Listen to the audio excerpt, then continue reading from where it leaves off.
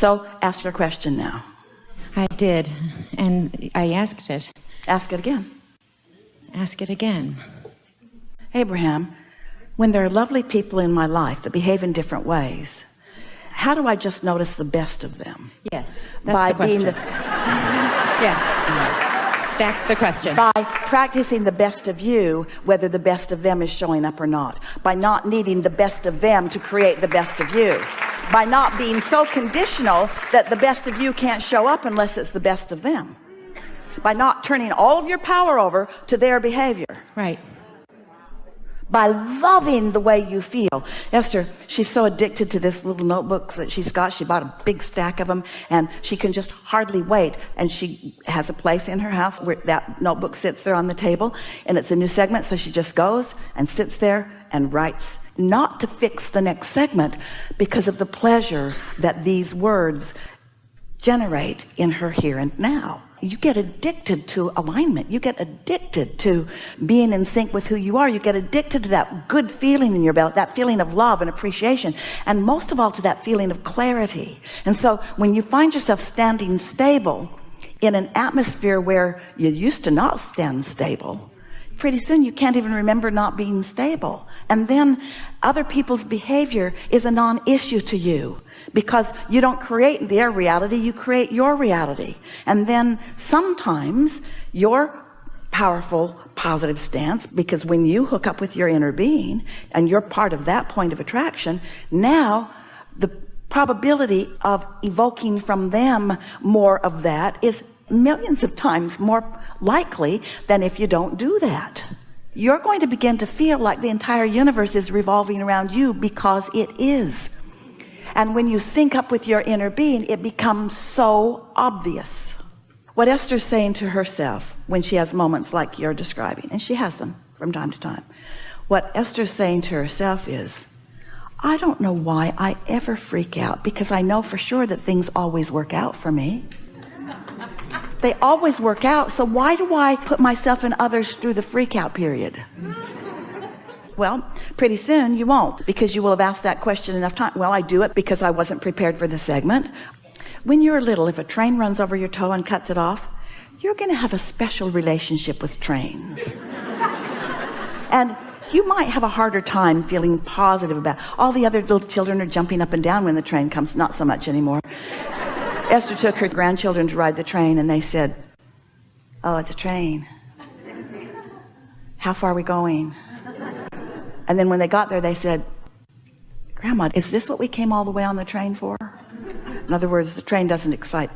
Maybe this analogy isn't so, oh yeah, you're old, it's good for you. We're playing with you a little bit here. Your relationship with the train has to do with the traumatic experience that you had with it. And so maybe you've had some traumatic experiences, and for someone who really wants to be tuned in, tapped in, turned on, anything less than that is a little bit of trauma. And so if you really, really, really want something and you're focused in opposition to it, it feels really, really, really awful. If you don't care about it, you don't care about it. In other words, if you sort of want it and you're not in alignment with it, it sort of bothers you. If you really want it, if you really, really care about it and it's out of whack, it really, really bothers you. That doesn't make you weak or egotistical. That makes you aware of your emotions, you see. Did we get there? Yes, I'm ready to be ready to be ready to be ready to be ready. So we used to say that a lot, getting ready to be ready to be ready to be ready. And now we'd just like to say, I'm ready, because ready to be ready to be ready to be ready to be ready feeds your appetite to get to where you really want to go. I'm ready. We want you to just be as ready as you are and happy about how ready you are, because that's how your inner being feels. Your inner being feels really good about how ready you are, how ready you are, how ready you are. Where you are is just right. And you know why? Where you are is enough. You know why? Because you can't attract beyond where you are. So it's got to be enough.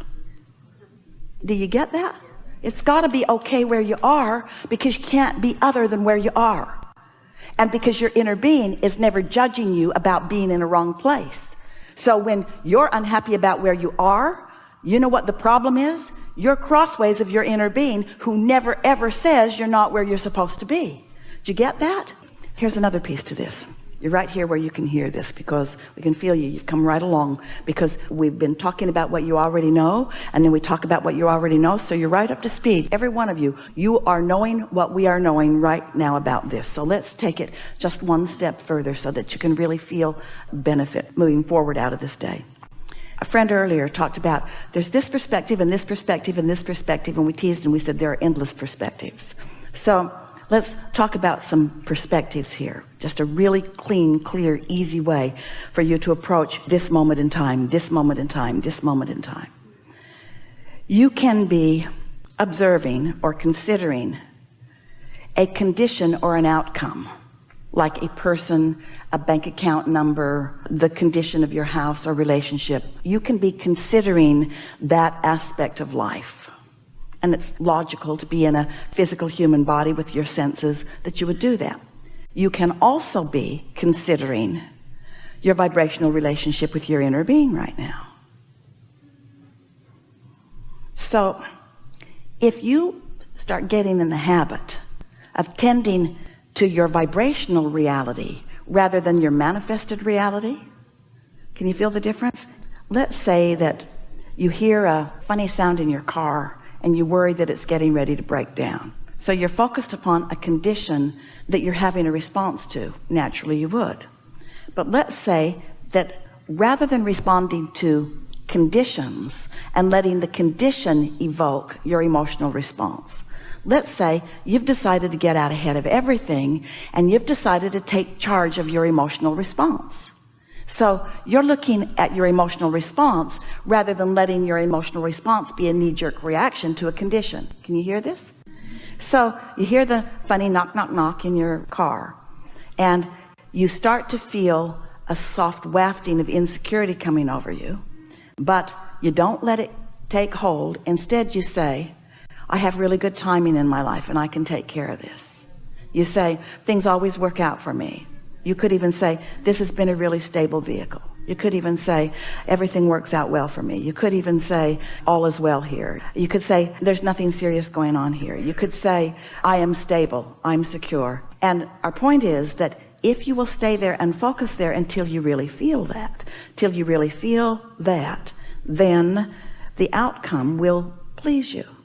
We've said to Jerry and Esther as they were moving around in their monster buses, and even all of this lovely merry band that gets on airplanes and in the van that hauls all the equipment, they're moving around a lot from place to place to place to place to rendezvous with you, and they always get there.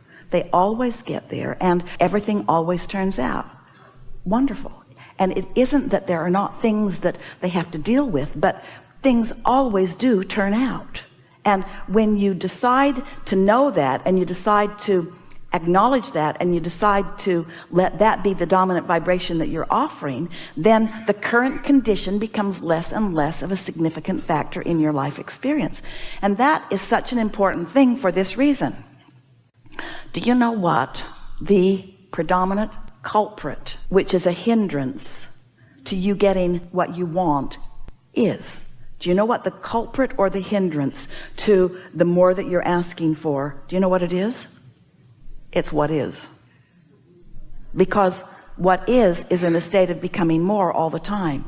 And if you are fascinated and so verbal about describing what is, then you're not allowing the universe to yield to you the new improved version that you've already asked for.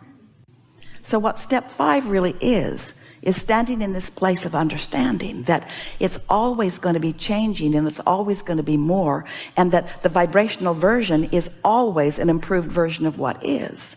And if you can not be so enamored with what is, and so verbal about what is, and so interested in getting everybody else to agree with you about what is, and you can be more emotional based, where you care about how you feel first and foremost, so that you're giving yourself and others the benefit of the doubt. So you're looking for the positive aspects in things. So you're reaching for the thought that feels better. What begins to happen is you just feel good and feel good and feel good and feel good and feel good and feel good and feel good and feel good and feel good and feel good, feel good and feel good. This can take a while, and feel good and feel good and feel good.